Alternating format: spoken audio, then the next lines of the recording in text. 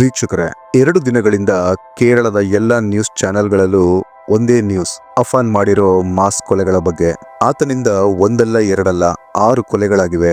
ಅದು ಕೂಡ ಆತನ ತಾಯಿ, ತಮ್ಮ, ಅಜ್ಜಿ, ಚಿಕ್ಕಪ್ಪ, ಚಿಕ್ಕಮ್ಮ ಜೊತೆಗೆ ಆತನ ಗರ್ಲ್ ಫ್ರೆಂಡ್ ಸೇರಿ ಒಟ್ಟು 6. ಅದರಲ್ಲಿ ಆತನ ತಾಯಿಯ ಮೇಲೆ ನಡೆದ ಹಲ್ಲೆಯಿಂದ ಆಕೆ ಸದ್ಯಕ್ಕೆ ಜೀವಾಪಾಯದಿಂದ ಪಾರಾಗಿದ್ದಾರೆ ಅಂತ ಮೀಡಿಯಾಗಳಲ್ಲಿ ರಿಪೋರ್ಟ್ ಬರ್ತಿದ್ರು.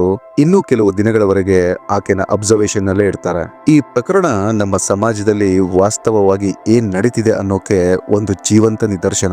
ನಮ್ಮ ಮನೆಯಲ್ಲಿ ಅಥವಾ ನಮಗೆ ಗೊತ್ತಿರೋರು ಯಾರಾದ್ರೂ ಮೆಂಟಲ್ ಹೆಲ್ತ್ ನಿಂದ ಅಂದ್ರೆ ಮಾನಸಿಕ ತೊಂದರೆಗಳಿಂದ ಬಳಲ್ತಿದ್ರೆ ಅದನ್ನ ನೆಗ್ಲೆಕ್ಟ್ ಮಾಡಬಾರ್ದು. ಸ್ವಲ್ಪ ನೆಗ್ಲೆಕ್ಟ್ ಮಾಡಿದ್ರು ಮುಂದೆ ಎಂತ ಹಂತಕ್ಕೆ ಬೇಕಾದ್ರೂ ಹೋಗಿ ನಿಂತ್ಕೋಬಹುದು.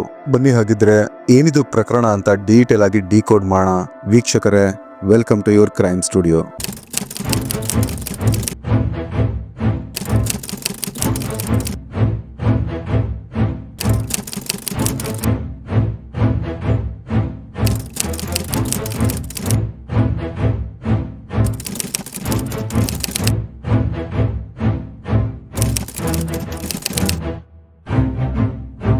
ಅಂದು ಫೆಬ್ರವರಿ 24, 2025 ಸಂಜೆ 6:30ರಿಂದ 7 ಗಂಟೆಯ ಸಮಯ.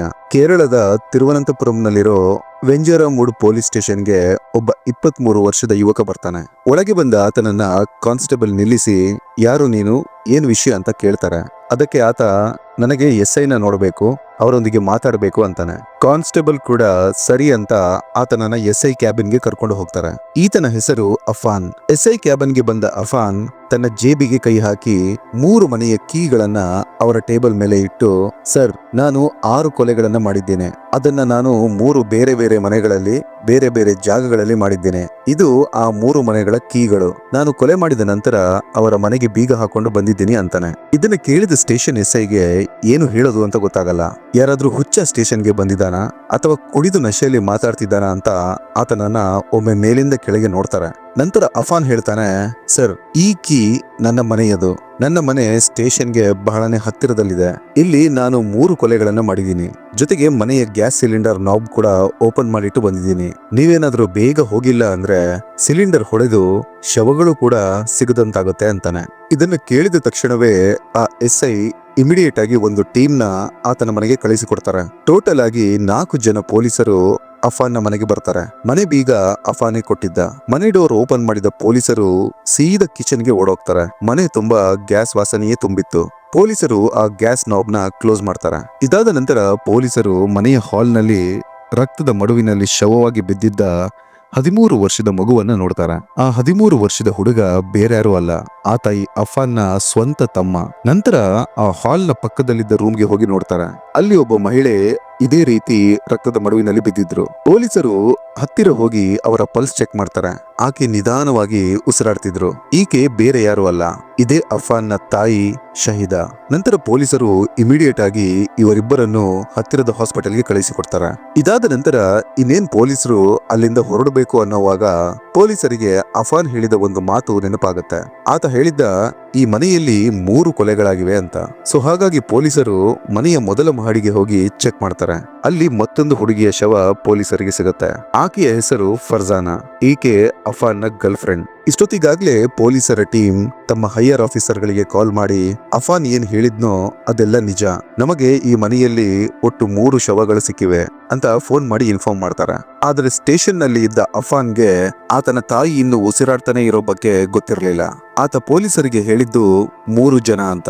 ಆದ್ರೆ ಇಲ್ಲಿ ಇಬ್ಬರು ಉಸಿರಾಟ ನಿಲ್ಲಿಸಿ ಆಗಿತ್ತು. ಆದ್ರೆ ಆತನ ತಾಯಿ ಮಾತ್ರ ಇನ್ನು ಉಸಿರಾಡ್ತಾನೆ ಇದ್ರು. ನಂತರ ಪೊಲೀಸರು ಈ ಅಫಾನ್ ನನ್ನ ಉಳಿದ 3 ಕೊಲೆಗಳನ್ನ ಎಲ್ಲಿ ಮಾಡಿದ್ಯಾ, ಆ ಶವಗಳಲ್ಲಿ ಅಡ್ರೆಸ್ ಹೇಳು ಅಂತ ಕೇಳ್ತಾರೆ.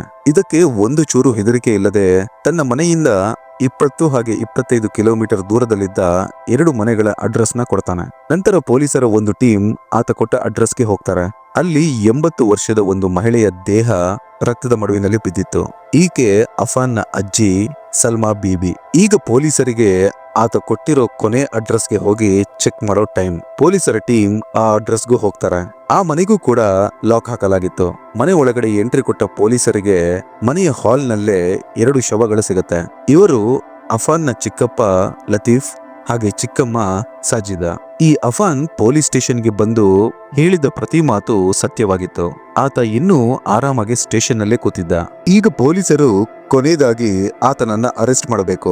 ಅಷ್ಟರಲ್ಲಿ ಅಫಾನ್ ತನ್ನ ಜೇಬಿನಲ್ಲಿ ಹಿಡ್ಕೊಂಡು ಬಂದಿದ್ದ ಇಲಿ ಪಾಷಾಣನ ಕುಡಿತಾನೆ. ಅಫಾನ್ ಪೊಲೀಸ್ ಸ್ಟೇಷನ್ಗೆ ಬರೋಕು ಮುಂಚೆನೆ ವಿಷ ಸೇವಿಸಿಯೇ ಬಂದಿದ್ದ. ಆದ್ರೆ ಅದಿನ್ನೂ ರಿಯಾಕ್ಟ್ ಮಾಡಿರ್ಲಿಲ್ಲ. ಪೊಲೀಸರು ಇನ್ನೇನು ಅರೆಸ್ಟ್ ಮಾಡ್ತಾರೆ ಅಂತ ತಿಳಿದ ತಕ್ಷಣ ಕದ್ದು ಹಿಡ್ಕೊಂಡು ಬಂದಿದ್ದ ಇಲಿ ಪಾಷಾಣನ ಮತ್ತೆ ಕುಡಿತಾನೆ. ತಕ್ಷಣ ಪೊಲೀಸರು ಆತನನ್ನ ತಿರುವನಂತಪುರದ ಮೆಡಿಕಲ್ ಕಾಲೇಜ್ಗೆ ಅಡ್ಮಿಟ್ ಮಾಡ್ತಾರೆ. ಆತನ ಕಂಡೀಷನ್ ರಿಕವರ್ ಆಗೋದ್ರ ಒಳಗೆ ಪೊಲೀಸರು ಆತ ಹೇಳಿದ ಘಟನೆಗಳ ಸೀಕ್ವೆನ್ಸ್ ಗಳನ್ನ ಜೋಡಿಸೋಕೆ ಶುರು ಮಾಡ್ತಾರೆ. ಆಕ್ಚುಲಿ ಅಫಾನ್ಗೆ ತನ್ನ ತಾಯಿ ಇನ್ನು ಬದುಕಿದ್ದಾರೆ ಅನ್ನೋ ವಿಷಯ ಗೊತ್ತೇ ಇಲ್ಲ. ಹಾಗಾಗಿ ಆತ ಸ್ಟೇಷನ್ಗೆ ಬಂದು 6 ಕೊಲೆಗಳ ಬಗ್ಗೆ ಹೇಳಿದ್ದು. ಯಾವಾಗ ಪೊಲೀಸರು ಈ ಕಂಪ್ಲೀಟ್ ಸ್ಟೋರಿಯ ಡಾಟ್ಸ್ ಗಳನ್ನ ಕನೆಕ್ಟ್ ಮಾಡೋಕೆ ಸ್ಟಾರ್ಟ್ ಮಾಡ್ತಾರೋ ಆಗ ಹೊರಬಂದ ಥಿಯರಿ ಇದು. ಫೆಬ್ರವರಿ 24 ಅಂದ್ರೆ ಸೋಮವಾರ ಅಂದು ಬೆಳಿಗ್ಗೆ 10 ಗಂಟೆಯ ಸುಮಾರಿಗೆ ತನ್ನ ಮನೆಯಿಂದ ಬೈಕ್ ತಗೊಂಡು ಹೊರಟು ಸೀದಾ 25 ಕಿಲೋಮೀಟರ್ಗಳ ದೂರದಲ್ಲಿದ್ದ ತನ್ನ ಅಜ್ಜಿ ಸಲ್ಮಾ ಬೀಬಿಯ ಮನೆಗೆ ಬರ್ತಾನೆ. ಮನೆಯಲ್ಲಿ ಅಜ್ಜಿ ಒಬ್ಬರೇ ಇರ್ತಾರೆ. ಬಾಗಿಲು ತೆಗೆದು ಒಳಗಡೆ ಅಫಾನ್ ಬಂದ ತಕ್ಷಣವೇ ತನ್ನ ಕೈಲಿದ್ದ ಒಂದು ಸುತ್ತಿಗೆ ತಗೊಂಡು ಅವರ ತಲೆಗೆ ಅನೇಕ ಬಾರಿ ಹೊಡಿತಾನೆ. ಯಾವಾಗ ಅವರು ಸತ್ತು ಹೋದ್ರು ಅಂತ ಗೊತ್ತಾಯ್ತೋ ನಂತರ ಮನೆ ಒಳಗೆ ಹೋಗಿ ಆ ಸುತ್ತಿಗೆಯನ್ನ ಚೆನ್ನಾಗಿ ತೊಳೆದು ಅಲ್ಲಿಂದ ಹೊರಡ್ತಾನೆ. ನಂತರ ಅದೇ ಬೈಕ್ ನಲ್ಲಿ ಅಲ್ಲಿಂದ ಹೊರಟು 5 ಕಿಲೋಮೀಟರ್ ದೂರದಲ್ಲಿದ್ದ ತನ್ನ ಚಿಕ್ಕಮ್ಮರ ಮನೆಗೆ ಬರ್ತಾನೆ. ಮನೆಗೆ ತಲುಪಿದ ಅಫಾನ್ ಅದೇ ಸುತ್ತಿಗೆಯಿಂದ ಅವರಿಬ್ಬರ ತಲೆಗೂ ಹಲವಾರು ಬಾರಿ ಅದೇ ಸುತ್ತಿಗೆಯಿಂದ ಹೊಡೆದು ಕೊಂದು ಹಾಕ್ತಾನೆ. ನಂತರ ಮತ್ತೆ ಅದೇ ರೀತಿ ಅವರ ಮನೆಯಲ್ಲೇ ಆ ಸುತ್ತಿಗೆಯನ್ನ ಚೆನ್ನಾಗಿ ತೊಳೆದು ತನ್ನ ಬೈಕ್ ತಗೊಂಡು ಅಲ್ಲಿಂದ ಹೊರಡ್ತಾನೆ. ಈಗ ಅವನ 3ನೇ ಟಾರ್ಗೆಟ್ ತನ್ನ ಸ್ವಂತ ಮನೆ. ಇಲ್ಲಿಗೆ ಸುಮಾರು ಸಂಜೆ 4 ಗಂಟೆಗೆ ತಲುಪ್ತಾನೆ. ಮನೆಗೆ ಬಂದ ಅಫಾನ್ ತನ್ನ ತಮ್ಮನೊಂದಿಗೆ ಸ್ವಲ್ಪ ಹೊತ್ತು ಮಾತಾಡ್ತಾನೆ. ಆಕ್ಚುಲಿ ಫ್ಯಾಮಿಲಿ ಮೆಂಬರ್ಗಳ ಪ್ರಕಾರ ಅಫಾನ್ ತನ್ನ ತಮ್ಮನನ್ನ ಅಣ್ಣನಿಗಿಂತ ಹೆಚ್ಚಾಗಿ ಒಬ್ಬ ತಂದೆಯಂತೆ ಪ್ರೀತಿಸ್ತಿದ್ದ ಅಂತ ಹೇಳ್ತಾರೆ. ಈ ಟೈಮ್ ನಲ್ಲಿ ಅಫಾನ್ ತನ್ನ ಗರ್ಲ್ ಫ್ರೆಂಡ್ ಆಗಿದ್ದ ಫರ್ಜಾನಾಗೆ ಕಾಲ್ ಮಾಡಿ ಮನೆಗೆ ಬರುವಂತೆ ಹೇಳ್ತಾನೆ. ಆಕೆ ಕೂಡ ಸರಿ ಅಂತ ಬರ್ತಾಳೆ. ಈ ಸಮಯದಲ್ಲಿ ಅಫಾನ್ ತನ್ನ ತಮ್ಮನಿಗೂ ಅರೇಬಿಯನ್ ಫುಡ್ ಅಂದ್ರೆ ಇಷ್ಟ ಅಂತ ಅದನ್ನ ಆನ್ಲೈನ್ ಮೂಲಕ ಆರ್ಡರ್ ಮಾಡಿ ಕೊಡ್ತಾನೆ. ಯಾವಾಗ ಫರ್ಜಾನ ಮನೆಗೆ ಬಂದ್ಲೋ ಆಗ ಆಕೆನ ಮನೆಯ ಮೊದಲ ಮಹಡಿಗೆ ಕರ್ಕೊಂಡು ಹೋಗಿ ಅದೇ ರೀತಿ ಸುತ್ತಿಗೆಯಿಂದ ಹೊಡೆದು ಸಾಯಿಸ್ತಾನೆ. ನಂತರ ಕೆಳಗಿಳಿದು ಬಂದು ತನ್ನ 13 ವರ್ಷದ ತಮ್ಮನನ್ನ ಮನೆಯ ಹಾಲ್ ನಲ್ಲೇ ಅದೇ ರೀತಿ ಕೊಂದು ಹಾಕ್ತಾನೆ. ನಂತರ ತಾಯಿ ಶಹೀದಾರನ್ನ ಕೂಡ ಅದೇ ರೀತಿ ತಲೆಗೆ ಹೊಡೆದು ಕೊಲ್ತಾನೆ. ಆದ್ರೆ ಅದೃಷ್ಟವಶಾತ್ ಅವರಿನ್ನೂ ಬದುಕೇ ಇದ್ದಾರೆ. ಇಲ್ಲಿಗೆ ಅಫಾನ್ನ ಎಲ್ಲ ಕೆಲಸವೂ ಮುಗಿದಿತ್ತು. ನಂತರ ಮನೆಯಲ್ಲಿ ಸ್ನಾನ ಮಾಡಿಕೊಂಡು ಬಟ್ಟೆಯನ್ನ ಚೇಂಜ್ ಮಾಡಿಕೊಂಡು ಕಿಚನ್ಗೆ ಹೋಗಿ ಗ್ಯಾಸ್ ನಾಬ್ನ ಓಪನ್ ಮಾಡಿ ಮನೆಯ ಬಾಗಿಲನ್ನ ಕ್ಲೋಸ್ ಮಾಡಿ ಮತ್ತೆ ಅದೇ ಬೈಕ್ ತಗೊಂಡು ಸೀದಾ ವೆಂಜರಮೋಡ್ ಪೊಲೀಸ್ ಸ್ಟೇಷನ್ಗೆ ಬರ್ತಾನೆ. ಆಗ ಟೈಮ್ ಸಂಜೆ 6:30. ಸ್ಟೇಷನ್ಗೆ ತಲುಪಿದ ತಕ್ಷಣವೇ ತಾನು ಮಾಡಿರೋ 6 ಕೊಲೆಗಳನ್ನು ಒಪ್ಕೊಂಡು ತನ್ನನ್ನು ತಾನು ಸರೆಂಡರ್ ಮಾಡ್ತಾನೆ.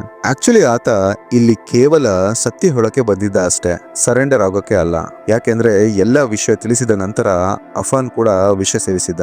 ಈಗ ಇದ್ದ ಪ್ರಶ್ನೆ, ಬೆಳಿಗ್ಗೆ 10 ಗಂಟೆಯಿಂದ ಸಂಜೆ 6 ಗಂಟೆಯ ಒಳಗೆ 3 ಬೇರೆ ಬೇರೆ ಜಾಗಗಳಲ್ಲಿ 6 ಕೊಲೆಗಳನ್ನ ಮಾಡೋಕೆ ಅಫಾನ್ಗೆ ಇದ್ದ ಕಾರಣನಾದ್ರೂ ಏನು ಅನ್ನೋದಾಗಿತ್ತು. ಈ ಘಟನೆ ನಡೆದ ತಕ್ಷಣ ಆತ ವಿಷ ಸೇವಿಸಿ ಆಸ್ಪತ್ರೆ ಸೇರಿರೋದ್ರಿಂದ ಪೊಲೀಸರು ಇನ್ನೂ ಕಂಪ್ಲೀಟ್ ಆಗಿ ಆತನ ಸ್ಟೇಟ್ಮೆಂಟ್ ತಗೊಳಕ್ಕಾಗಿಲ್ಲ. ಆದ್ರೆ ಪ್ರಿಲಿಮಿನರಿ ಇನ್ವೆಸ್ಟಿಗೇಷನ್ ಪ್ರಕಾರ ಪೊಲೀಸರು ಹೇಳ್ತಾರೆ ಆತನ ತಂದೆ ರಹೀಂ ಗಲ್ಫ್ ನಲ್ಲಿ ಒಂದು ಸ್ಪೇರ್ ಪಾರ್ಟ್ಸ್ ಬಿಸ್ನೆಸ್ ಮಾಡ್ತಿದ್ದಾರೆ. ಅದರಲ್ಲಿ ಬಹಳಷ್ಟು ಲಾಸ್ ಆಗಿದೆ. ಅವರಿಗೆ ಬೇಕಾಗಿದ್ದ ಹಣವನ್ನ ಅಫಾನ್ನ ತಾಯಿ ಆಗ್ಲಿ ಅಥವಾ ಅಜ್ಜಿ ಆಗ್ಲಿ ಅಥವಾ ಚಿಕ್ಕಮ್ಮ ಆಗ್ಲಿ ಕೊಡ್ಲಿಲ್ಲ ಅಂತ ಅವರನ್ನೆಲ್ಲ ಕೊಂದಿರಬಹುದು ಅಂತ ಊಹಿಸಲಾಗ್ತಿದೆ. ಇದು ಪೊಲೀಸರ ಗೆಸ್ಸಿಂಗ್ ಅಷ್ಟೇ. ಇನ್ವೆಸ್ಟಿಗೇಷನ್ ಪೂರ್ತಿ ಕಂಪ್ಲೀಟ್ ಆಗೋವರೆಗೂ ನಿಖರವಾಗಿ ಏನನ್ನು ಹೇಳಲಾಗದು. ಮೊದಲ ಊಹೆನೇ ಸರಿ ಅನ್ನೋದಾದ್ರೆ ಆತ ತನ್ನ ಗರ್ಲ್ ಫ್ರೆಂಡ್ ಫರ್ಜಾನಾನ ಯಾಕೆ ಸಾಯಿಸಬೇಕು? ಆಕೆಗೂ ಅವರ ಫ್ಯಾಮಿಲಿಯ ಫೈನಾನ್ಷಿಯಲ್ ಕಂಡೀಷನ್ಗೂ ಏನು ಸಂಬಂಧ? ಮೇ ಬಿ ಇವರಿಬ್ಬರ ಪ್ರೀತಿಗೆ ಮನೆಯವರ ಒಪ್ಪಿಗೆ ಇರಲಿಲ್ವಾ? ಅದಕ್ಕಾಗಿ ಹೀಗೆ ಮಾಡಿದ್ನ ಅನ್ನೋದು ಮುಂದೆ ಗೊತ್ತಾಗತ್ತೆ. ಇನ್ನೊಂದು ಥಿಯರಿಯ ಪ್ರಕಾರ ಪೊಲೀಸರು ಹೇಳ್ತಾರೆ ಈ ತರ ಸಾಮಾನ್ಯವಾಗಿ ಯಾವ ವ್ಯಕ್ತಿಯಿಂದಲೂ ಮಾಡೋಕೆ ಸಾಧ್ಯವಿಲ್ಲ. ಆತ ಏನೋ ಒಂದು ತರಹದ ಮಾದಕ ದ್ರವ್ಯ ತಗೊಂಡು ಈ ರೀತಿ ಮಾಡಿದ್ದಾನೆ. ಹಾಗಾಗಿ ಆತನ ಬ್ಲಡ್ ಸ್ಯಾಂಪಲ್ಸ್ ಗಳ ಟೆಸ್ಟಿಂಗ್ ಗೆ ಕೊಡಲಾಗಿದೆ. ಅದರ ರಿಪೋರ್ಟ್ ಬಂದ ಮೇಲೆ ಅದರಲ್ಲೇನಾದ್ರೂ ಇತ್ತ ಅಂತ ನೋಡ್ಬೇಕು ಅಂತಾರೆ. ಇಲ್ಲಿವರೆಗೂ ಈ ಕೇಸ್ ನ ಕಂಪ್ಲೀಟ್ ಡೀಟೇಲ್ಸ್ ಗಳು ಹೊರಬಂದಿಲ್ಲ. ಆದ್ರೆ 58 ವರ್ಷದ ಅಬ್ದುಲ್ ಲತೀಫ್, ಅವರ ಪತ್ನಿ 54 ವರ್ಷದ ಶಹೀದಾ, 80 ವರ್ಷದ ಅಜ್ಜಿ, 13 ವರ್ಷದ ತಮ್ಮ ಹಾಗೆ 19 ವರ್ಷದ ಫರ್ಜಾನಾ, ಇಷ್ಟು ಜನಗಳ ಪ್ರಾಣ ಕೇವಲ 6 ಗಂಟೆಗಳಲ್ಲಿ ಇಲ್ಲದಂತಾಗಿದ್ದು ಮಾತ್ರ ವಿಪರ್ಯಾಸ. ಈ ತರ ತನ್ನ ಸ್ವಂತ ಫ್ಯಾಮಿಲಿ ಮೇಲೇನೆ ಇಷ್ಟೊಂದು ದ್ವೇಷ ಯಾಕೆ? ನಿಜವಾಗ್ಲೂ ಈತ ತನ್ನ ತಂದೆ ರಹೀಮ್ಗೋಸ್ಕರನೇ ಇದನ್ನೆಲ್ಲ ಮಾಡಿದ್ರೆ ಅವರಾದ್ರೂ ಇದನ್ನ ಅರಗಿಸ್ಕೊಳ್ಳೋಕೆ ಸಾಧ್ಯನಾ? ವೀಕ್ಷಕರೇ, ಹ್ಯೂಮನ್ ಸೈಕಾಲಜಿ ಹೇಗೆ ವರ್ಕ್ ಆಗುತ್ತೆ ನೋಡಿ. ಯಾವುದೇ ಮೀಡಿಯಾದವರು ಅಫಾನ್ಗೆ ಗೊತ್ತಿರೋರ ಬಳಿ ಆತ ಹೇಗೆ ಒಳ್ಳೆಯವನ, ಕೆಟ್ಟವನ, ಕೋಪಿಷ್ಟನ ಅಂತೆಲ್ಲ ಪ್ರಶ್ನಿಸಿದ್ದಕ್ಕೆ ಪ್ರತಿಯೊಬ್ಬರು ಅಫಾನ್ ಈ ತರ ಒಂದು ಕೆಲಸ ಮಾಡಿದ್ದಾನೆ ಅಂದ್ರೆ ನಂಬೋಕೆ ಆಗ್ತಿಲ್ಲ. ಆತ ಈ ತರ ಕೆಲಸ ಮಾಡುವಂತ ವ್ಯಕ್ತಿಯೇ ಅಲ್ಲ ಅಂತ ಹೇಳ್ತಾರೆ. ಆದ್ರೆ ಆತ ಮಾಡಿರೋದಾದ್ರೂ ಏನು? ಒಂದಲ್ಲ ಎರಡಲ್ಲ 6 ಕೊಲೆಗಳು. ಪಾಪ ಫರ್ಜಾನ ಏನ್ ಮಾಡಿದ್ಲು? ಆಕೆಯ ಫ್ಯಾಮಿಲಿ ಈ ಆಘಾತನ ಹೇಗೆ ಸಹಿಸ್ಕೋಬೇಕು? ವೀಕ್ಷಕರೇ, ಕೊನೆಯದಾಗಿ 3 ಮಾತು: ಜಾಗರೂಕರಾಗಿರಿ, ಜವಾಬ್ದಾರಿಯಿಂದ ಇರಿ. ಮಾನಸಿಕ ಒತ್ತಡಗಳಿದ್ರೆ ಅದರಿಂದ ಹೊರಬರೋ ದಾರಿನ ಹುಡುಕಿ. ವೀಕ್ಷಕರೇ, ಇದಾಗಿತ್ತು ಇವತ್ತಿನ ಎಪಿಸೋಡ್. ಈ ಕೇಸ್ಗೆ ಸಂಬಂಧಿಸಿದಂತೆ ನಿಮ್ಮ ಅಭಿಪ್ರಾಯಗಳನ್ನ ಕಾಮೆಂಟ್ ಸೆಕ್ಷನ್ ಅಲ್ಲಿ ತಿಳಿಸಿ ಅಂತ ರಿಕ್ವೆಸ್ಟ್ ಮಾಡ್ತಾ ಸಿಗ್ತೀನಿ ಮುಂದಿನ ಎಪಿಸೋಡ್ ನಲ್ಲಿ. Till then, take care.